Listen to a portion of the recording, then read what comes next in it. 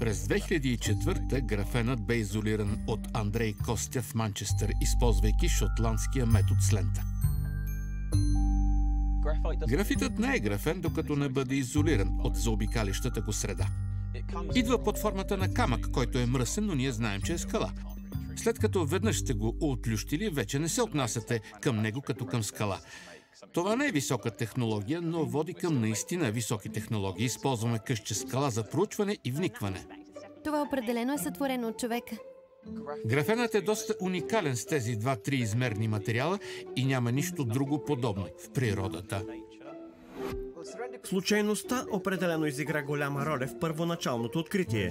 Когато направили графена за първи път и са го поставили в силициева пластина, е имало голямо количество от случайни находки на пластината, върху която са го сложили. Ако го бяха поставили върху погрешния окис, нямаше да видят графена. Затова случайността е важен аспект.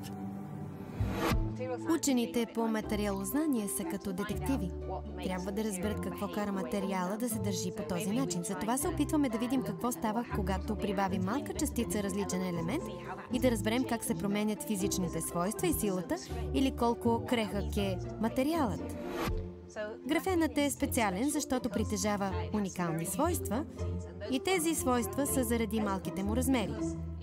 Хората наричат това двуизмерен материал, което е трудно разбираемо. Означава, че е много тънък, но само в една посока. Ако си представите, че сте електрон, живеещ в графена, това ви дава възможност да се движите в две посоки, за това се нарича двуизмерен материал.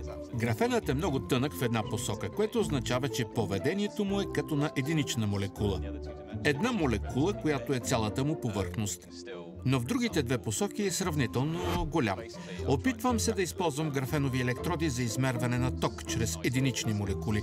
Това е добре, защото атомната тънкост има добре изявен контакт с молекулната люспа. След това можете да я удължите и да я свържете с метали, които да свържете към електрическото устройство. Баба ми мисли, че понеже изучава материалите, трябва да мога да плета. Трябва да ви призная, че наистина не мога да плета или да шия, така че материалознанието за мен са инженерните материали. Видовете вещества, на които разчитаме в ежедневието си, като металът, от който изграждаме мост, бетонът, частите, от които правим компютърния чип. Като цяло се простират в много широки граници и различни видове материали.